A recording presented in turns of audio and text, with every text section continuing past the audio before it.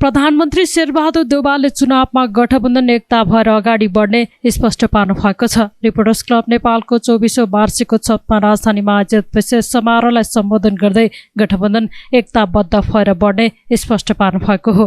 गठबन्धनमा रहेको सबै दलको सहयोगमा आफू प्रधानमन्त्री भएको उल्लेख गर्दै प्रधानमन्त्री देउवाले चुनावमा पनि एकताबद्ध भएर अगाडि बढ्ने धारणा राख्नुभयो। आफूहरू सबै अप्ठ्यारोहरूलाई छिचोल्दै अगाडि बढेको र भविष्यमा पनि समस्याको समाधान गरेर बढ्ने उहाँको भनाइ छ। त्यस्तै उहाँले चुनावलाई स्वतन्त्र र भयरहित बनाउन आफू गम्भीर भएर लागेको बताउनु भयो। देउवाले मिडियामा मिथ्या र भ्रामक समाचारहरूप्रति गम्भीर हुनुपर्ने उल्लेख गर्नुभयो।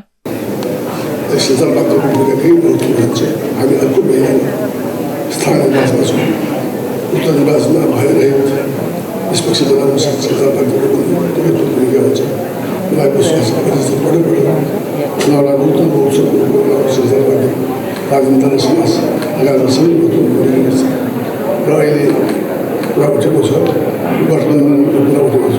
हाम्रो पार्टीले गठबन्धनलाई सबै दाबी निर्णय गरेको छ। यसमा दुई मान्छे हाम्रो पार्टीले हालमा गठबन्धन भएको छ। वास्तवमा सबै अरू पार्टीका नेताहरूले सबैमा प्राविष्ट भएको उनीहरूले हालमा चाहिँ उहाँको सहयोग गर्नु अझ बढी एकताबद्ध अगाडि बढाउनेछु। गठबन्धन हाम्रो अगाडि बढ्नेछ भन्ने शब्द म चाहन्छु। सानोतिनो अठारलाई भगवान दिलाउने कामको लागि गएको हो। 18लाई चाहिँ अगाडि बढाउने त्यसै कारण 18लाई स्वागत गर्छु। त्यस्तै नेकपा माओवादी केन्द्रका अध्यक्ष पुष्पकमल दाहाल प्रचण्डले आगामी 3 तहको निर्वाचनमा गठबन्धन हुने बताउनु भयो। गठबन्धन आवश्यकताले जन्मिएको भन्दै यो निर्वाचनसम्म कायम रहने उहाँको भनाइ छ। प्रचण्डले मुलुकको सङ्कट मोचनको लागि आफ्नो पार्टीले जहिले पनि महत्त्वपूर्ण भूमिका खेलेको दावी गर्नुभयो। मैले भन्दा त कतिपयलाई त्यो मिठो नलाग्नु पनि सक्ला। माओवादी केन्द्र कस्तो भएको छ भने देशमा आउने प्रत्येक राजनीतिक सङ्कटलाई मोचन गर्न भूमिका खेल्नुपर्ने, तर त्यही अनुसार सबैले चाहिँ स्वीकार गर्न पनि नसक्ने बडो विचित्रको स्थितिमा माओवादी केन्द्र छ। शान्ति सम्झौता, संविधान निर्माण, संविधानपछि निर्वाचनतिर देश लैजाने कुरा, गठबन्धन बनाउने कुरा, प्रधानमन्त्री बनाउने कुरा, सेना समायोजन, हतियार व्यवस्थापन गर्ने कुरा सबैमा र अहिले पछिल्लो एमसीसीसम्म आउँदा पनि देशलाई राजनीतिक अप्ठ्यारोबाट बचाउनेमा चाहिँ माओवादी केन्द्र अग्रसर नै छ। र अहिले म के देख्छु भने गत सालका जे राजनीतिक परिघटनाहरू भए र माओवादी केन्द्र समेतले जे भूमिका खेल्यो, जनतामा एकचोटि फेरि माओवादी प्रति आकर्षण बढेको मैले देख्छु। म देशभरि घुमेको छु, तपाईँहरू सबैले देख्नु भएको छ। अहिले एकचोटि फेरि साँच्चै संविधानको रक्षा गर्ने, गणतन्त्रको रक्षा गर्ने, समावेशिताको रक्षा गर्ने, समानुपातिकताको रक्षा गर्ने, देशलाई अप्ठ्यारोबाट रक्षा गर्ने चाहिँ माओवादी केन्द्र नै रहेछ भन्ने बुझाइ जनतामा वृद्धि भएको मैले देख्छु। तर यसो भएर म कुनै अहङ्कार गर्दै छैन। हाम्रो लागि राजनीतिक स्थायित्व र आर्थिक विकासको वातावरण बनाउने कुरा प्रमुख कुरा छ। त्यसको निम्ति हामी निरन्तर लागिरहनेछौँ। कार्यक्रममा नेकपा एकीकृत समाजवादीका सम्मानित नेता झलनाथ खनालले प्रधानमन्त्री शेरबहादुर देउवाको भारत भ्रमणको सफलताको कामना गर्नुभयो। खनालले मुलुक अब स्थानीय निकायको निर्वाचनमा प्रवेश गर्न लागेको उल्लेख गर्दै संविधानको कार्यान्वयनको लागि सबैले आफ्नो ठाउँबाट भूमिका खेल्नुपर्नेमा जोड दिनुभयो। बिल्कुलै शान्तिपूर्ण ढङ्गले, निष्पक्ष ढङ्गले र चाहिँ जनताको अपेक्षालाई पुरा गर्ने हिसाबले र एकदमै गुणस्तरीय ढङ्गले नेपालको निर्वाचन साँच्चै नै शानदार ढङ्गले र एउटा नमुनापूर्ण ढङ्गले सम्पन्न भयो भनेर विश्व जगतले पनि त्यसबारेमा चाहिँ निष्कर्ष निकाल्न सकोस्। त्यो हिसाबले सम्पन्न गर्नु र गराउनु पर्ने आवश्यकता छ र त्यसको लागि मिडियाले खेल्नुपर्ने भूमिका मिडियाले त्यही ढङ्गले खेलोस् र रिपोर्टर्स क्लबले पनि यो क्षेत्रमा महत्त्वपूर्ण भूमिका खेलोस्। प्रधानमन्त्रीसँग हाम्रो कुराकानी नै हुनेवाला छ केही घन्टा पछाडि। त्यसबारेमा हामी सबै कुराहरू गर्छौँ नै। प्रधानमन्त्रीको भारत भ्रमण राम्रो ढङ्गले सफल होस्, मेरो हार्दिक शुभकामना छ। कार्यक्रममा सरोकार टेलिभिजनका सम्पादक रवि पाकुरेललाई रिपोर्टर्स क्लब पत्रकारिता पुरस्कार, हिमालयन टेलिभोइस न्युज एजेन्सीका क्यामेराम्यान सुप्रिम बखुन्चेलाई क्रियाशील युवा पत्रकारिता पुरस्कार तथा अन्य पत्रकारलाई सम्मान गरिएको थियो भने डिस होमका प्रबन्ध निर्देशक सुदीप आचार्यलाई विशेष सम्मान गरिएको थियो।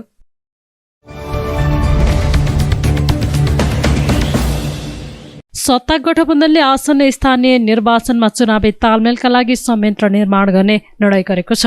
बिहिबार प्रधानमन्त्री निवास बालुवाटारमा बसेको गठबन्धनको बैठकले चुनावी तालमेलका लागि प्रदेश, जिल्ला र स्थानीय तह स्तरमा छुट्टा छुट्टै संयन्त्र निर्माण गर्ने निर्णय गरेको सञ्चार मन्त्री एवं कांग्रेस नेता ज्ञानेन्द्र बहादुर कार्कीले जानकारी दिनुभयो। संयन्त्रहरूलाई चैत 22 गतेभित्र 5 दलको अवस्था कस्तो छ भन्नेबारे केन्द्रलाई प्रतिवेदन बुझाउन निर्देशन दिइएको उहाँले बताउनुभयो। प्रतिवेदनका आधारमा नै प्रदेश, जिल्ला र स्थानीय तह स्तरमा हुने तालमेलका विषयमा आवश्यक निर्णय गरिने कार्कीले बताउनुभयो। आगामी निर्वाचनमा गठबन्धन राष्ट्रिय सभाको निर्वाचनमा जस्तै एक ठाउँमा उभिएर चुनाव लड्ने उल्लेख गर्नुभयो। बैठकमा प्रधानमन्त्री शेरबहादुर देउवाले शुक्रबारदेखि हुने भारत भ्रमणका बारेमा जानकारी गराउनु भएको कार्कीले जानकारी दिनुभयो। आज मूल रूपमा सम्माननीय प्रधानमन्त्रीजीको भोलिदेखि हुने भारत भ्रमणको निमित्त सबै गठबन्धनका दलका नेताहरूले उहाँलाई सफलताको शुभकामना व्यक्त गर्नुभएको छ। त्यस्तै गरेर वैशाख 30 गते सम्पन्न हुन गइराखेको स्थानीय निर्वाचनमा 5 दलीय गठबन्धनले तालमेल गरेर अगाडि बढ्ने निर्णय भएको छ। त्यसका निमित्त प्रदेश स्तरीय आफ्ना दलहरूका जुन प्रमुखहरू छन् उहाँहरूको एउटा समिति बन्छ। त्यसले प्रदेश स्तरीय काम प्रारम्भ गर्छ। त्यस्तै गरेर जिल्ला स्तरमा जिल्ला स्तरीय प्रमुखहरूको एउटा समिति बन्छ र त्यो समितिले आफ्नो काम प्रारम्भ गर्छ। त्यस्तै गरेर गाउँपालिका स्तरीयमा गाउँपालिकाका प्रमुखहरूको एउटा संयन्त्र बन्छ र त्यसले काम गरेर 22 गते भित्रमा आफ्नो प्रदेश, जिल्ला र गाउँपालिकामा 5 दलको अवस्था कस्तो छ त्यसको बारेमा केन्द्रलाई विस्तृत रूपले आफ्नो प्रतिवेदन पेश गर्दछ र समग्रमा भन्दाखेरि हामी वैशाख 30 गते सम्पन्न हुने निर्वाचनमा 5 दलीय गठबन्धन एक ठाउँमा उभिएर जसरी अस्ति राष्ट्रिय सभामा हामीले चाहिँ चुनाव लड्यौँ त्यसरी नै हामीले चुनाव लड्ने चाहिँ निर्णय भएको छ।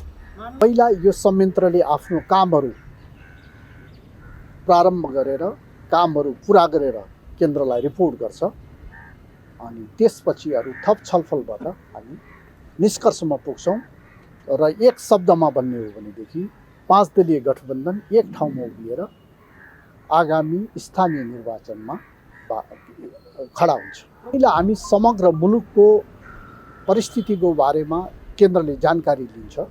त्यसपछि जुन प्रदेशमा प्रदेश समिति छ, जिल्लामा जिल्ला समितिका प्रमुखहरू छन्, त्यस्तै गाउँपालिकामा छन्, त्यसपछि थप निर्णय हामी गर्छौँ। नेपाल र भारतको बिचमा सरकार र सरकारको मात्रै होइन जनता र जनताको स्तरमा पनि सम्बन्ध छ।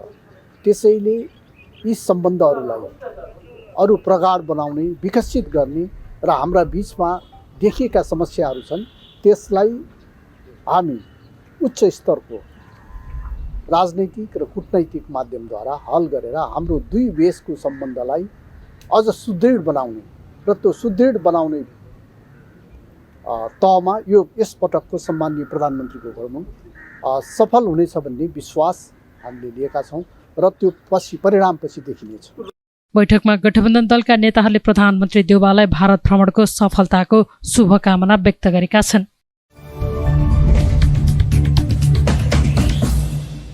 निर्वाचन आयोगका प्रमुख आयुक्त दिनेश कुमार थपलियाले निर्वाचन आचार संहिता पालना गर्न स्वयं राजनीतिक दलहरू गम्भीर हुनुपर्ने बताउनु भएको छ।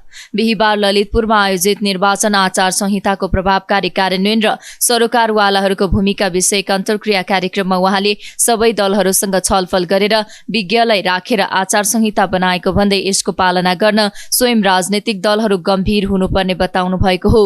लोकतन्त्रको रक्षा र शासकीय स्वरूपको निष्पक्षताका लागि सबै मिलेर निर्वाचन सफलतापूर्वक सम्पन्न गर्नुपर्ने उहाँको भनाइ छ।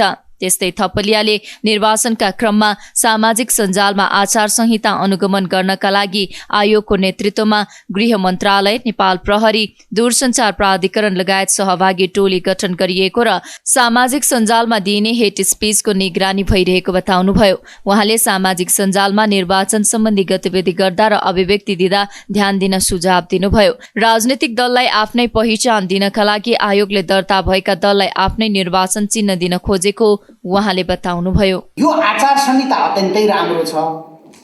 म सम्बद्ध भएको दल वा म सम्बद्ध भएको संस्था यो आचार संहितालाई पालना गर्न र गराउन कटिबद्ध छ। यदि त्यसो हो भने शङ्काको प्रति यो अलिकति अप्ठ्यारो क्वेसन मैले देखिरहेको छु। आफैले आफैलाई शङ्का गरेर आफैले आफैलाई अविश्वास गर्न मिल्छ कि मिल्दैन, यो कतिको सजिलो होला, एकछिन मन्थन पो गर्नुपर्ला कि जस्तो पनि लाग्छ। अथवा भनौँ आफूले पालना गर्नुपर्ने जुन आचार संहिता अथवा कुनै पालना गर्नुपर्ने विषय छ त्यो पालना गर्नको निम्ति म आफै बाधक र म आफै चुनौती हुँ भनेर भन्न मिल्ने कि नमिल्ने। मैले फेरि अर्को गोष्ठी पो गर्नु पर्ला कि जस्तो पनि महसुस गरिरहेको छु यो विषयमा। खैर छोडिदिउँ त्यता।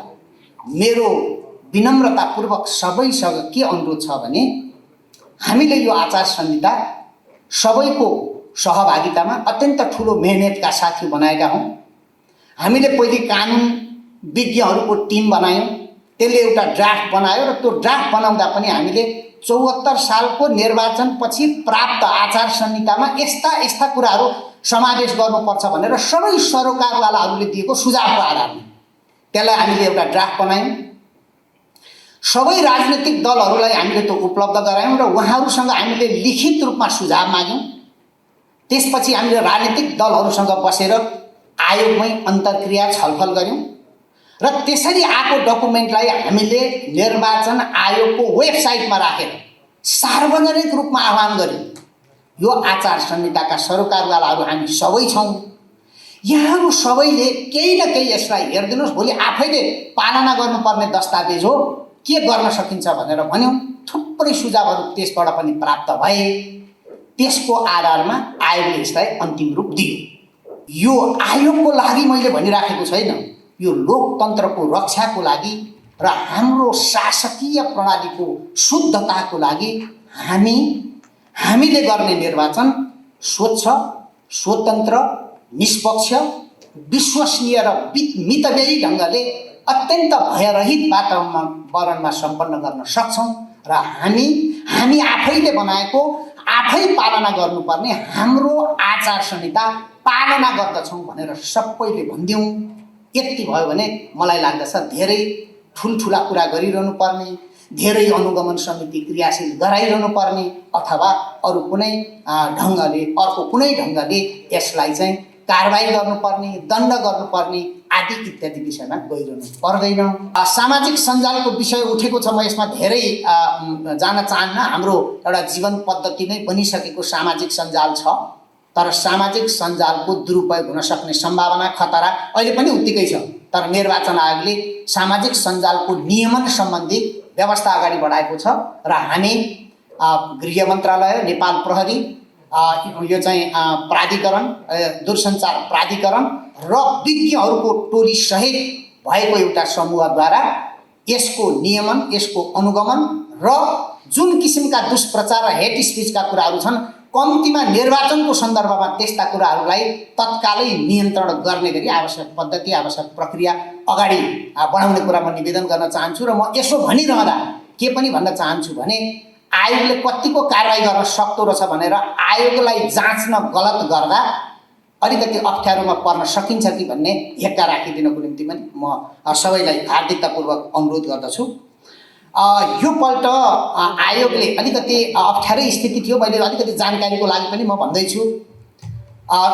राष्ट्रिय दलहरूले, राष्ट्रिय मान्यता प्राप्त गरेका दलहरूले आफ्नो निर्वाचन चिन्ह पाउने, तर अरू दलहरूले नपाउने हो कि भन्ने संशयको स्थिति थियो। आयोगले यसलाई पनि कानुनको सकारात्मक व्याख्या गर्दै राजनीतिक दलको पहिचान भनेको उसको चिन्ह पनि हो।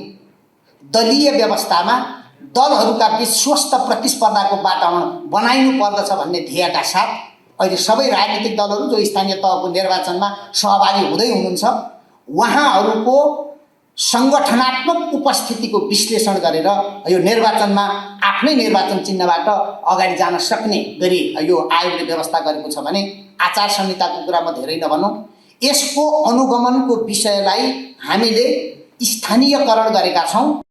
उहाँले विदेशमा रहेका नेपालीका लागि मतदानको व्यवस्था र नो भोटको व्यवस्था अहिले नै कार्यान्वयन गर्न अप्ठ्यारो रहेको भन्दै निर्वाचन सम्बन्धी छलफलमा यसलाई प्राथमिकताका साथ उठाइने जिकिर गर्नुभयो।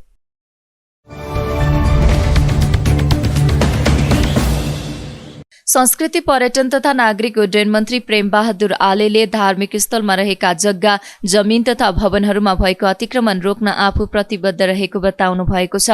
बिहिबार काठमाडौँमा नेपाल विश्व हिन्दू महासंघले आयोजना गरेको कार्यक्रममा उहाँले अतिक्रमण भएका जग्गा, मठ मन्दिरहरू सबै फिर्ता ल्याउने काम भइरहेको समेत बताउनुभयो। उहाँले सरकारी सम्पत्ति हडप्नेका विरुद्धमा आफू खरो रूपमा उत्रिएको धारणा राख्नुभयो। राम्रो काम गरेकाले नागरिकको साथ र सहयोग पाइरहेको भन्दै उहाँले सरकारी सम्पत्तिमा मनपरी गर्नेलाई कदापि छुट नदिने बताउनुभयो। मैले सम्माननीय प्रधानमन्त्री नरेन्द्र मोदीलाई मैले सम्झेँ, उहाँले जसरी हाम्रो आज डाक्टर अजय यो कार्यक्रमको सभापति हुनुहुन्छ, उहाँले 40वटा देशको चाहिँ प्रतिनिधित्व उहाँले गरिराख्नु भएको छ, नेतृत्व गरिराख्नु भएको छ, लिडरसिप गरिराख्नु भएको छ। यस्तै 40औं देशका हिन्दू धर्मावलम्बीहरूले 4 धाम मध्ये 1 धाम पशुपतिको मन्दिरमा आउँदा ती भक्तजनहरूलाई सस्तो सुलभ बस्न खाने व्यवस्था होस् भनेर भारतका सम्माननीय प्रधानमन्त्री आदरणीय नरेन्द्र मोदीले 25 करोड रुपियाँ भारू धर्मशाला निर्माण गर्नको लागि उहाँले सहयोग गर्नुभयो। तर तपाईँहरूलाई थाहा छ विगतको सरकारले त्यो धर्मशालालाई कौडीको भावमा बतासलाई जिम्मा लगाउने कामहरू गरेको थियो। त्यो कदाचित सही निर्णयवाला छैन। म संस्कृति पर्यटन तथा नागरिक मन्त्री भइसकेपछि सबभन्दा पहिलो एट्याक मैले त्यहाँ गरेँ। किन भन्दाखेरि देश विदेशबाट आउने हिन्दू धर्मावलम्बीहरूको लागि बनाइएको त्यो धर्मशाला आज विगतको सरकारले त्यसलाई कौडीको भावमा बुझाएको थियो। मैले खबरदार यो फिर्ता चाहिन्छ भनेर हामीले फिर्ता लिँदैछौँ र भोलि हामी त्यसमा प्रवेश गर्दैछौँ। त्यति मात्र होइन, अघि मैले आदरणीय पूर्व उपराष्ट्रपतिज्यूसँग कुरा गर्दा कतिपय ठाउँमा तपाईँको मट्याली जस्तो ठाउँमा पनि अधिग्रहण भइराखेको छ, जनकपुर मन्दिरमा पनि अधिग्रहण भइराखेको छ। यस्ता थुप्रै देवस्थलमा चाहिने सिलसिले वार भइराखेको छ। त्यसो भएको हुनाले म यो सम्बन्धित मन्त्रालय मेरो सरकारको विषय भएको हुनाले मैले कदाचित यस्ता चाहिँ गलत तत्त्वहरूलाई परास्त गरेर नेपाल सरकारको सम्पत्ति फिर्ता ल्याउनेतिर म लागि परेको छु। नेपाल विश्व हिन्दू महासंघले आयोजना गरेको हिन्दू अन्तर्राष्ट्रिय सम्मेलन 2 दिनसम्म सञ्चालन गरिने आयोजकले जनाएको छ।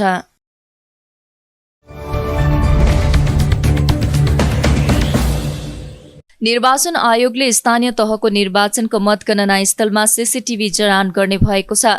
बिहिबार आयोजित नियमित पत्रकार सम्मेलनमा आयोगका प्रवक्ता शालिग्राम शर्मा पौडेलले मतगणना स्थलको हकमा सबै ठाउँमा सीसीटीभीको व्यवस्था गराइने जानकारी दिनुभएको हो। उहाँले सीसीटीभीको निगरानी आयोगले गर्ने बताउनु भएको छ। त्यस्तै प्रवक्ता पौडेलले सबै निर्वाचन केन्द्रमा सीसीटीभी जडान गर्न भने नसकिएको बताउनुभयो। त्यस्तै उहाँले स्थानीय तह निर्वाचनमा भाग लिन दर्ता भएका राजनीतिक दलहरूलाई 17 बुँदे निर्देशन जारी गरिएको उल्लेख गर्नुभयो। स्थानीय तह निर्वाचन 2079 को व्यवस्थापन र सञ्चालनलाई लैङ्गिक तथा समावेशी बनाई महिला तथा समावेशी समूहका व्यक्तिहरूलाई निर्वाचन प्रक्रियामा बढीभन्दा बढी सहभागिता र प्रतिनिधित्व गराउन पनि ध्यानाकर्षण गराइएको उहाँले बताउनुभयो। स्थानीय तहसँग सम्बन्धित कानुनी तथा कार्यविधिगत व्यवस्थालाई व्यवस्थित गर्न स्थानीय तह निर्वाचन निर्देशिका 2079 जारी भएको छ र निर्वाचनमा उम्मेदवारले आफ्नो मनोनयन पत्र दर्ता गर्दा सो घोषणा गर्नुपर्ने व्यवस्था समेत गरेको छ। यसको विस्तृत रूपमा प्रेस विज्ञप्ति हामीले हिजो जारी गरिसकेका छौँ। अहिले छोटकरी मात्रै हामीले अपडेट गर्न खोज्यौँ। त्यस्तै स्थानीय तह निर्वाचन 2079 को व्यवस्थापन र सञ्चालनलाई लैङ्गिक तथा समावेशी बनाई महिला तथा समावेशी समूहका व्यक्तिहरूलाई निर्वाचन प्रक्रियामा बढीभन्दा बढी सहभागिता र प्रतिनिधित्व गराउने सम्बन्धमा राजनीतिक दलहरूलाई 17 बुँदे निर्देशन दिएको छ। यो पनि हिजो हामीले सबै ती 17 बुँदाहरू समेटेर प्रेस विज्ञप्ति जारी गरिसकेका छौँ। आम मतदातालाई सूचना उपलब्ध गराउने उद्देश्यले आयोग परिसरमा कल सेन्टरको स्थापना गरिएको छ। कल सेन्टर सञ्चालन भएको पहिलो दिन 310 कल र दोस्रो दिन 261 कलहरूबाट मतदाताहरूको जिज्ञासा समाधान गरिएको छ। यसको लागि 1102 नम्बरको टोल फ्री नम्बर हामीले व्यवस्था गरेका छौँ। विशेष गरी मतदाता नामावली, निर्वाचन आचार संहिता, मतदाता शिक्षा लगायतका विषयहरूमा आम मतदाताहरूबाट जिज्ञासा आउने गरेका छन्। अहिले आज यो बाहेक आज मात्रै निर्वाचन आयोग र नेपाल ल सोसाइटीको संयुक्त आयोजनामा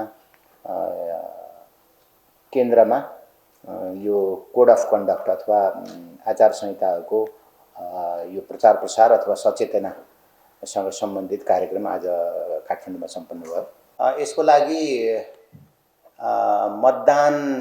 मतगणना स्थलमा सीसीटीभी क्यामेरा राख्नलाई सङ्घीय मामला तथा सामान्य प्रशासन मन्त्रालय मार्फत सबै पालिकाहरूलाई अनुरोध गरिएको छ र त्यसको हामीलाई सूचना प्राप्त भएको छ। विभिन्न पालिकाहरूमा जोड्दै गरेको, कतिपय पालिकाहरूले जिज्ञासा राखेको कस्तो खालको हो, के हो भन्ने कुराहरू। त्यसो भए हुनाले यसको अब पूर्ण विवरण त प्राप्त भएको छैन, तर धेरै पालिकाहरूबाट हामीलाई त्यो खालको सूचनाहरू, सकारात्मक रेस्पोन्स प्राप्त भएको छन्।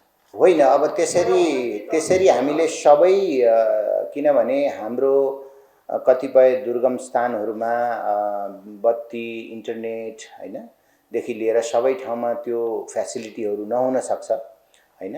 त्यसो भएको हुनाले हामीले अहिले 100% अपेक्षा गरेको होइन यहाँहरूलाई अनेस्टली भन्दाखेरि, तर हामीले अधिकतम एटलिस्ट मतगणना स्थलमा प्राय सबै मतगणना स्थलहरूमा, मतदान केन्द्रमा चाहिँ सबैतिर सम्भव नहोला र मतदान केन्द्रमा हामीले टार्गेट पनि गरेका छैनौँ। अहिले केही मतदान स्थलबाट आओस् भन्ने मात्रै हो।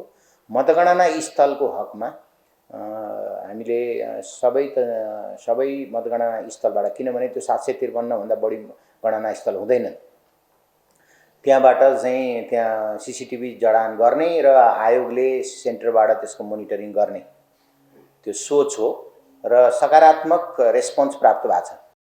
त्यस्तै आयोगका कल सेन्टरमा 300 भन्दा बढी जिज्ञासा आएको प्रवक्ता पौडेलले बताउनु भएको छ।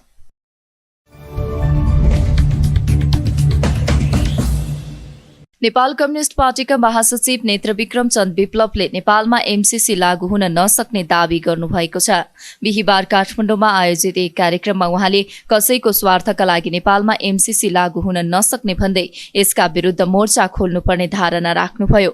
नेपालबाट साम्राज्यवादको हस्तक्षेप रोक्नुपर्ने उहाँको भनाइ छ। उहाँले नेपाल र नेपाली गरिब भएर समस्या नआएको भन्दै नेपालको दलाल पुँजीवादी सत्ताका कारण समस्या पैदा भएको धारणा राख्नुभयो। दलाल पुँजीवादी सत्ताले नेपाली जनतालाई लुचिरहेको उहाँले बताउनुभयो। कुनै दलालहरूको आत्मसमर्पण र लाछापले नेपालमा एमसीसी लागू हुन सक्दैन। एमसीसीको विरुद्धमा नयाँ मोर्चा खोल्नुपर्छ, कुनै पनि मूल्यमा त्यसलाई रोक्नुपर्छ र नेपालबाट साम्राज्यवादको अतिक्रमणलाई चाहिँ रोक्नुपर्छ। हाम्रो पार्टीको एउटा सुस्पष्ट दृष्टिकोण म कमरेडहरूसँग राख्न चाहन्छु। दोस्रो कुरा, यो सबै देशको विपत्ति, देशको सङ्कटको कारण भनेको नेपाली जनता होइन। यहाँ कैयौँले के भन्छन् भने नेपाल गरिब छ, नेपाली जनताहरू गरिब छन्, त्यसैले हामीले यस्तो गर्नुपर्छ। कैयौँ बुद्धिजीवी र कूटनीतिज्ञहरूले भनेको मैले सुनिरहेको छु, अन्तर्वार्ताहरूमा, लेखहरूमा, तर्कहरूमा। अनौठो लाग्छ हामीलाई, एकदम अनौठो। एउटा विचित्रको के छ भने नेपाली जनता गरिब छन्, नेपाल गरिब छ, त्यसैले एमसीसी चाहिन्छ, त्यसैले अरू ऋण चाहिन्छ, त्यसैले अरू थुप्रै प्रोजेक्टहरू, परियोजनाहरू ल्याउनुपर्छ। यसलाई रोक्नेहरू भनेका खोक्रा राष्ट्रवादीहरू हुन्। यसलाई रोक्ने भनेका अरू कुनै काम नपाएर होइन, सस्तो लोकप्रियताको निम्ति जनताको चाहिँ मत आफूतिर तान्नुको लागि गरेका खेलहरू हुन्। यो प्रचार गरेको छ। त्यसो होइन मित्रहरू र कमरेडहरू, नेपाली जनता गरिब भएर समस्या आएको होइन। नेपाल देश गरिब भयो भन्ने नाममा यो समस्या आएको होइन। यो समस्याको मुख्य कारण भनेको नेपालको दलाल पुँजीवादी सत्ताहरू लुटेर भएको हो। जसले आजसम्म नेपालमा 3 करोड नेपाली जनताहरूलाई 1% भन्दा कम मान्छेहरूले लुटिरहेका छन्, त्यो अन्त्य भएको छैन। सामन्तवादलाई गाउँ गाउँबाट हामीले दपेट्यौँ। नेपालका थुप्रै वर्ग सङ्घर्ष तपाईँले वृत्तचित्रमा देखाएको जस्तै थुप्रै सङ्घर्षहरू जो भए त्यो सङ्घर्षको उत्कर्षको रूपमा आएको जनयुद्धले सामन्तवादका थुप्रै जराहरू गाउँ गाउँबाट उखेलेर फालिदिएको, तर हामीले त्यसलाई केन्द्रमा पुर्याउन सकेनौँ। केन्द्रमा वैज्ञानिक समाजवाद या नवरचनावाद हामीले स्थापना गर्न सकेनौँ, जसको परिणाम परिवर्तनहरू केही भए तर सत्ता नेपाली जनताको हातमा आउन सकेन र सत्ता लुटेरा वर्गको हातमा गयो, दलाल पुँजीपति वर्गको हातमा गयो सत्ता, र त्यो वर्गले रातारात षड्यन्त्रहरू गरेको छ र आफ्नो निजी फाइदाको निम्ति मार्क्सले भने जस्तै निजी मुनाफाको लागि नेपाली जनतालाई व्यापार गर्ने, नेपालको देशलाई व्यापार गर्ने जो षड्यन्त्र गर्दैछ, सङ्कटको कारण, गरिबीको कारण, देशको यो अहिलेको अवस्थाको कारण दलाल पुँजीवादी सत्ता र संसदीय व्यवस्था हो। त्यसैले हाम्रो भनाइ के छ भने दोस्रो नम्बरमा यो संसदीय व्यवस्था अहिले जसरी रजाइ गरेको छ, थुप्रै सङ्कटका बावजुद जसरी आफूलाई हाबी बनाउन खोजेको छ, यसको विरुद्धमा एउटा नयाँ खालको विद्रोह, नयाँ खालको क्रान्ति आवश्यक छ। क्रान्ति बिना कुनै पनि सत्तासीन वर्गलाई पछार्न सकिँदैन। म वैज्ञानिक समाजवादी पार्टीका साथीहरूलाई भन्न चाहन्छु, हेर्नुहोस्, दुनियाँ मार्क्सले कम्युनिस्ट घोषणापत्रमा लेख्नुभयो, हामीले संसारलाई नढाँटेर भन्नुपर्छ, श्रमिक वर्गले आफ्नो बलद्वारा पुँजीवादी सत्तालाई मिल्काउनु बाहेक अरू कुनै पनि विकल्प छैन। तपाईँले सायद सबैले पढ्नुभएको होला, यो आधारभूत सिद्धान्त हो। आज पनि संसारमा हामी के देख्छौँ भने हामी श्रम गर्न सक्छौँ, हामीले गर्नै पर्दछ। हाम्रो पार्टीको नीति पनि छ, हामी आफ्नो श्रममा बाँध्नुपर्छ। हामी चन्दा मागेर खाने पार्टीबाट श्रम गरेर खाने पार्टीमा बदल्नुपर्छ, हाम्रो सोचाइ छ र हामी गर्छौँ पनि। तपाईँ हामी सबैले गर्नुपर्दछ, तर कुनै पनि दलाल पुँजीपतिहरू माया मोहबाट, अर्थी उपदेशबाट परिवर्तन हुनेवाला छैन। आज नेपालमा एउटा लडाइँ चलिरहेको छ, एउटा ध्रुवीकरण चलिरहेको छ। एकातिर तपाईँले हेर्नुभयो भने होइन, राष्ट्रघात गर्ने मान्छेहरू अनेकौँ तपाईँको खेल लिएर आएका छन् र अहिले चुनावको एउटा हतियार चलिरहेको छ, प्रयोग भइरहेको छ। नेपाल ध्रुवीकरण हुँदैछ। देशभक्त र देशघातीहरूको बिचमा, राष्ट्रवादी र राष्ट्रघातीहरूको बिचमा, दलाल र स्वाभिमानी नागरिकको बिचमा एउटा ध्रुवीकरण हुँदैछ। यो प्रक्रियालाई हामीले तीव्रता दिनुपर्छ, हामीले गाउँ गाउँसम्म पुर्याउनुपर्छ र हाम्रो पार्टीको सोचाइ छ कि यो लडाइँमा पनि हामीले प्रगतिशील शक्तिहरूलाई, देशभक्त शक्तिहरूलाई, क्रान्तिकारी शक्तिहरूलाई एकताबद्ध गर्न गाउँसम्म जानुपर्छ र राष्ट्रघाती, एमसिसी पक्षधर, देश बेचेर खाने या तपाईँको देशलाई संसदबाट आफ्नो एकाधिकार जसरी चाहिँ बेच्न खोज्ने एउटा दलाल पुँजीपति वर्गको विरुद्धको लडाइँमा गाउँसम्म पुर्याउनुपर्छ र हामीले भनेका छौँ एमसिसी पक्षधरहरूलाई गाउँबाट लखेट्ने एउटा अभियान हामीले सञ्चालन गर्नुपर्छ। उहाँले अब गाउँ गाउँबाट एमसिसी पक्षधरलाई लखेट्नुपर्ने तर्क गर्नुभयो।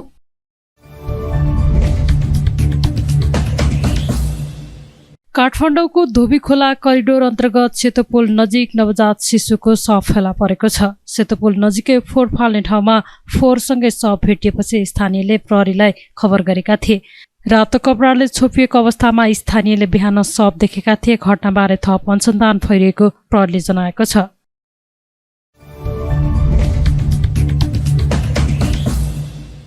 चैत्र 19 गतेदेखि 21 गतेसम्म हुने हिमालयन हाइड्रो एक्सपो 2022 को तयारी सम्पन्न भएको छ। स्वतन्त्र ऊर्जा उत्पादकहरूको संस्था नेपाल इपानले बिहिबार एक पत्रकार सम्मेलन आयोजना गर्दै आगामी शनिबार दिउँसो 12:15 बजे राष्ट्रपति विद्यादेवी भण्डारीले औपचारिक रूपमा उक्त एक्सपोको उद्घाटन गर्ने जानकारी दिएको हो। हिमालयन हाइड्रो एक्सपोको यो तेस्रो संस्करण हो। एक्सपोको पहिलो दिन शनिबार बिहान 7 बजे विद्युतीय सवारी साधनको र्याली आयोजना गरिएको छ। विद्युतीय सवारी साधनको प्रयोगलाई अभियानका रूपमा अघि बढाउने उद्देश्यले उक्त र्यालीको आयोजना गरिएको इपानका अध्यक्ष कृष्ण प्रसाद आचार्यले जानकारी दिनुभयो। Creating markets for Nepal's hydro power नारा सहित आयोजना गरिएको यस एक्सपोको मूल उद्देश्य नेपालमा उत्पादित बिजुलीको खपत वृद्धि गर्नु, विदेशमा निर्यात गर्न बजारीकरणको ठूलो ज्ञान र सूचना प्रदान गर्नु हो। एक्सपो अवधिभर प्रत्येक दिन हाइड्रो पावर सम्बन्धी विषयगत 6 वटा भन्दा बढी टेक्निकल सेसन समेत सञ्चालन गरिने अध्यक्ष आचार्यले जानकारी दिनुभयो। थुप्रै खर्च लाग्ने र जहाँ पुगिन्छ त्यहाँको मात्रै इन्फर्मेसन हुने भने एकै ठाउँमा धेरैवटा आइसकेपछि उनीहरू चाहिँ डिस्कसन गर्ने छलफल गर्ने र एकअर्कालाई कम्पेरिजन गर्न सक्ने यस्ता कुराहरू हुनसक्छ। त्यसले चाहिँ जलविद्युत प्रवर्धकहरूलाई धेरै कुराको जानकारी हुन्छ। त्यो बाहेक इक्विपमेन्टहरू जस्तो अरू इक्विपमेन्टहरू पनि निर्माणको चरणमा चाहिने अरू इक्विपमेन्टको बारेमा त्यहाँ एक्जिबिटरहरू आउँछन्। तिनीहरूको बिचको चाहिँ एक आपसको चाहिँ अन्तर्क्रियाले चाहिँ धेरै कुरा उपलब्ध हुन्छ, जसलाई चाहिँ यहाँले भन्नु जस्तो कसले कति उपलब्ध गर्यो भन्नु हुँदा नि यो विकास भयो भने 110 वर्षको चाहिँ सरकारी निकायले गरिरहेको चाहिँ जलविद्युत विकास र पछिल्लो 27-28 वर्षमा भएको चाहिँ विकासलाई पनि हेर्नुभयो भने आज 15,000 मेगावाटभन्दा बढी बनाउन सक्ने अवस्था केले आएको भन्दा यस्तै कुराहरूले, यस्तै खालका विभिन्न किसिमका चाहिँ कार्यक्रमहरूले एकअर्कालाई चाहिँ उत्साहित बनाएर हामी चाहिँ अगाडि बढ्न सक्यौँ। त्यस कारण उपलब्धि पुग्नु भएका छन्, त्यो कुनै कर्म काट्ने होइन भन्ने मलाई लाग्छ। अर्को मित्रले यो विद्युत प्राधिकरणले मूल्य कतिमा तपाईँहरू कतिमा किन्यो र कतिमा बेच्छ भन्ने कुरा हो। अहिलेसम्म हामी सबैले थाहा भएको कुरा के हो भने नेपालको जलविद्युतको व्यापार गर्ने एउटै मात्र जिग्गा छ, नेपाल विद्युत प्राधिकरण, त्यो बाहेक अर्को छैन। र उसले किन्ने बायर पनि हुन्छ, सेलरको एउटै छ। त्यस कारण हामीले उत्पादन गरेको पिपिएको आधारमा हुने किन्छ र बेच्छ कसरी बेच्छ भन्ने हाम्रो सरकारको विषय हुँदैन। त्यो मेरो विचारमा यहाँहरू जस्तो सरकारहरूले कुरा उठाउने कुरा होला अथवा चाहिँ उपभोक्ता मन्त्रीले उठाउने कुरा होला। हाम्रो मूल्य कम भयो भने चाहिँ हामी भन्छौँ, किनभने मूल्य अनुसार त्यो समयअनुसार समय सापेक्ष हुनु पऱ्यो। उत्पादनको खर्च धेरै बढी भएको छ, त्यस कारण चाहिँ यो पिपिएलाई चाहिँ रिभाइज गर्नुपर्छ भनेर हामीले भनेका छौँ। अब उसले हामीसँग किनिसकेपछि कतिको बेच्छ भन्ने कुरा हाम्रो कार्यक्षेत्रभित्र परेन र हामी त्यो कुरा गर्दैनौँ। र अर्को कुरा हामी के भन्छौँ भने फेरि एउटा सेन्टर बाहिर भएको हुनाले उसले बनाएका ट्रान्समिसन लाइनहरू गुणस्तरीय हुनु पऱ्यो, समयमा बनाइदिनु पऱ्यो र ठाउँ उपभोक्तासँग पुर्याइदिने काम चाहिँ गरोस् भन्ने कुरा हामीले बारम्बार हामीले माग गरेका छौँ। र त्यस विषयमा चाहिँ अहिले पछिल्लो चरणमा केही तपाईँले चाहिँ यो गएको हप्तै मात्रै हेर्नुभयो भने वर्तमान ऊर्जा मन्त्रीले विभिन्न ठाउँमा चाहिँ सर्भिसको उद्घाटन गरेको चाहिँ एकै दिनमा 2टासम्म पनि गर्नुभएको छ। र त्यो चाहिँ एउटा विकासको चरणमा अगाडि बढ्दै गएको छ। त्यति सन्तोषकारी बाटो अझै छैन र अझै धेरै हुनु बाँकी छ। हाम्रो आफ्नो देशभित्रकै खोप बढाउनु निमित्त चाहिँ ट्रान्समिसन लाइनको चाहिँ विकास र गुणस्तरीय बिजुलीको चाहिँ के अरे खपतकर्तासम्म उद्योगहरूमा पुर्याउनु पऱ्यो, सिँचाइमा पुर्याउनु पऱ्यो, परिवहनमा पुर्याउनु पऱ्यो, गाडीसँग पुर्याउनु पऱ्यो। यी साथ थुप्रै कामहरू गर्न बाँकी छन् र त्यसलाई चाहिँ हामी के भन्यौँ भने यो विद्युत प्राधिकरणसित रहेको एकाधिकारलाई अब निजी क्षेत्रलाई पनि यो विद्युत व्यापारमा चाहिँ सहभागी गराइयोस् भन्ने हामीले माग गरेका छौँ। तपाईँलाई हामी यसमा अगाडि जानकारी गराएका छौँ। यी 5कै पहलमा नेपेक्स भन्ने हामीले एउटा चाहिँ विद्युत व्यापार गर्ने संस्था खडा गरिसकेका छौँ र त्यसलाई इजाजत दियोस् भन्ने हामीले ऊर्जा मन्त्रालयमा हामीले निवेदन गरेका छौँ। र अहिले त्यो दिने चाहिँ त्यो कसरी निर्देशिका बनाउने सन्दर्भमा अर्थ मन्त्रालय र कानुन मन्त्रालयको राय मागिने अवस्थामा छ र सायद चाँडै नै यो निजी क्षेत्रले पनि यसमा प्रवेश गर्नेछ। र निजी क्षेत्रमा प्रवेश गरिसकेपछि तपाईँले फेरि प्रश्न गर्न सक्नुहोला अथवा उठाउनु होला, तर विद्युत प्राधिकरण र तपाईँको बिच फरक के, किनभने प्रतिस्पर्धा भइसकेपछि व्यापारको प्रतिस्पर्धा भइसकेपछि हुनसक्छ नेपेक्स र विद्युत प्राधिकरणको बिचमा चाहिँ गुणस्तरीय सेवा दिने कुरामा प्रतिस्पर्धा होला, कसले राम्रो सेवा देला, त्यतापट्टि चाहिँ विक्रेता पनि त्यहाँ पुग्दैन, क्रेता पनि त्यहाँ पुग्ने अवस्था होला, चाँडै त्यो हुने होला छ। आजभन्दा केही वर्ष अगाडिसम्म चाहिँ जब सबै काम सरकारी निकायले मात्रै गर्थे, चाहे त्यो एयरलाइन्सको कुरा गरौँ, चाहे त्यो अस्पतालको कुरा पनि गरौँ, चाहे शिक्षाको कुरा पनि गरौँ, चाहे अन्य क्षेत्रमा, चाहे त्यो टेलिकमको कुरा गरौँ, निजी क्षेत्रमा रहँदाखेरि अथवा तपाईँको सञ्चारै कुरा गर्दाखेरि कुनै बेला गोठालाको रेडियो मात्रै थियो। आज यति धेरै भइसकेको छ र गुणस्तरीय चाहिँ सञ्चार माध्यमहरू आइसकेका छन्। त्यसमा लागि यो प्रतिस्पर्धामूलक हुनुपर्छ भनेर हामीले भनेका छौँ र त्यसलाई सायद हामीले पनि गर्न सक्छौँ होला, प्राप्त पनि गर्न सक्छौँ होला। त्यो बाहेक अब यो अर्को यो वैदेशिक लगानीका कुरा, देशभित्र लगानी कुराहरू भने मैले सुरुमा नै भने हाम्रो ब्याङ्किङ क्षेत्रले नेपालको जलविद्युत क्षेत्रमा चाहिँ लगानी गर्दा चाहिँ एजेन्सीसित चाहिँ हातेमालो गर्दै आएको छ, खुला गर्दै आएको छ। जबकि पहिला सुरुमा 5 मेगावाटको चाहिँ बिजुलीको चाहिँ लगानी गर्दालाई चाहिँ कन्सोर्टियममा चाहिँ 7, 8वटा 9वटासम्म ब्याङ्कहरू हुन्थ्यो भने अहिले एउटै ब्याङ्कले 2 अरबसम्मको लगानी गर्दा एउटा ब्याङ्कले चाहिँ तयार भइसकेको छ। त्योभन्दा बढी भइसकेको छ। त्यसमा ब्याङ्किङको चाहिँ पनि ठुलो भूमिका छ र त्यस कारण चाहिँ लगानीकर्ताहरू उत्साहित भएका छन्। ब्याङ्किङ क्षेत्र पनि त्यसमा लगानी गर्नलाई चाहिँ भर्खर सरले भन्नु 2 अरबभन्दा बढ्ता चाहिँ एउटै ब्याङ्कले लगानी गर्न चाहिँ तयार भइसक्यो। त्यस कारण चाहिँ देशभित्रकै लगानीकर्ताहरू पनि सक्षम भइसकेका छन्, ब्याङ्क सक्षम भइसकेका छन्। त्योभन्दा बाहेक वैदेशिक लगानीकर्तालाई पनि हामीले हाम्रो स्वास्थ्यमा ल्याउनुपर्छ। गरिसकेर कता भन्ने चाहिँ सबै कुरा सुन्ने कुरा होइन। हामी जुन कुरा हामी गर्नै सक्दैनौँ, हाम्रो ट्रिटमेन्ट चाहिँ भ्याउँदैन, हाम्रो आर्थिक स्थितिले भ्याउँदैन, अथवा हाम्रो चाहिँ लगानी नभ्याउने ठुला परियोजनामा चाहिँ देशै लगानी ल्याउनु ठिक हो। तर अहिलेको अवस्थामा हामी 300-400 मेगावाटसम्मका चाहिँ आयोजनामा चाहिँ नेपाली चाहिँ लगानीकर्ता, नेपाली ब्याङ्कहरू पनि लगानी गर्न तयार भइसकेको अवस्था छ। यस एक्सपोमा चीन, भारत, क्यानाडा, नर्वे, दक्षिण कोरिया, जर्मनी लगायतका देशबाट पनि सहभागिता जनाएको पाइएको छ। हाइड्रो पावर निर्माता, हाइड्रो पावर सामान उत्पादक, डिजाइनर, सप्लायर्स, लगानीकर्ता लगायतको सहभागिता रहेको छ। अहिलेसम्म 100 भन्दा बढी स्टल बुक भइसकेको इपानले जनाएको छ।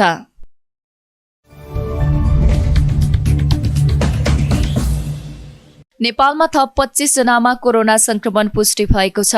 देशभर गरिएको 3623 पीसीआर परीक्षणका क्रममा 24 जना र 1328 एन्टिजेन परीक्षणका क्रममा 1 जनामा कोरोना संक्रमण पुष्टि भएको हो। त्यस्तै बिहीबार पनि कोरोनाका कारण कसैको पनि ज्यान नगएको स्वास्थ्य मन्त्रालयले जनाएको छ। थप 89 संक्रमित निको हुँदा हालसम्म नेपालमा 9,65,394 जना निको भएका छन्। हाल नेपालमा 1081 सक्रिय संक्रमित आइसोलेसनमा रहेको मन्त्रालयले जनाएको छ।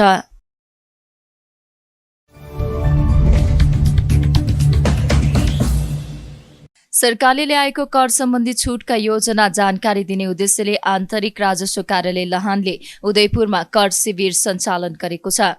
जिल्ला उद्योग वाणिज्य संघ उदयपुरको आयोजना तथा करदाता सेवा कार्यालय गाईघाटको समन्वयमा उदयपुर जिल्लाका प्रमुख व्यापारिक केन्द्रहरूमा कर शिविर सञ्चालन गरिएको हो। शिविरमा आर्थिक ऐन 2078ले प्रदान गरेको छुट सुविधा उद्योगी व्यवसायीहरूले पाउनका लागि मिसम्याचको बारेमा घुम्ती शिविरको आयोजना गरिएको आन्तरिक राजस्व कार्यालयका प्रमुख कर अधिकृत राजकुमार खतिवड़ाले जानकारी दिनुभयो। मिसम्याच भन्नाले चाहिँ करदाताले देखाएको आफ्नो कारोबार र करदातालाई खरिद तथा बिक्री गर्ने अन्य पार्टीहरूले देखाएको कारोबारको बीचको फरक नै मिसम्याच हो।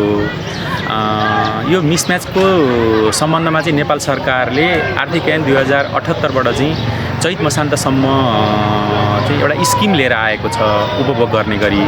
यो स्किम को प्रचार प्रसार गर्नुपर्ने एउटा चाहिँ बाध्यात्मक अवस्था आइलाग्यो। हाम्रो कार्यक्षेत्र अन्तर्गत धेरै करदाताहरू मिसम्याचमा परेका र उनीहरूलाई जानकारी यसको बारेमा चाहिँ जानकारी नभएको कारणले गर्दाखेरि चाहिँ घर दैलोसम्म अथवा उनीहरूको चोकचोकमा पसलहरूसम्म पुगेर चाहिँ यसको प्रचार प्रचार गर्दाखेरि यसको चाहिँ औचित्यता अझ बढी रूपमा पुष्टि हुन्थ्यो होला भन्ने जस्तो लागेर चाहिँ हामीले अहिले यो उदयपुर जिल्लामा चाहिँ विभिन्न क्षेत्रमा चाहिँ विभिन्न बजारहरूमा साना बजारहरूमा चाहिँ यो मिसम्याचसँग सम्बन्धित घुम्ती शिविर आयोजना गरेका हौँ। यो चाहिँ जिल्ला उद्योग वाणिज्य सङ्घ उदयपुर र करदाता सेवा कार्यालयसँग संयुक्त रूपमा चाहिँ आन्तरिक राजस्व कार्यालय लाहानले आयोजना गरेका हो। आर्थिक ऐनले दिएको छुट अनुसार चैत्र मसान्तभित्र मिसम्याचमा परेका व्यवसायीहरूले कर तिर्न आएमा मिसम्याच भएको रकमको 1.5% मात्र जरिवाना तिरे पुग्नेछ भने वैशाख 1 गतेबाट छुट सुविधा लागू नहुने बताइएको छ। बिहीबार जिल्ला उद्योग वाणिज्य संघ उदयपुरको समन्वयमा जिल्लाको हरिया, जोगीदह, रामपुर, बेलटार बजारमा कर शिक्षा तथा मिसम्याच सम्बन्धी अनुशिक्षण गरिएको छ। यो घुम्ती शिविर बिहीबारबाट सुरु भई 3 दिनसम्म सञ्चालन हुने जिल्ला उद्योग वाणिज्य संघ उदयपुरका अध्यक्ष चुडामणि कार्कीले जानकारी दिनुभएको छ।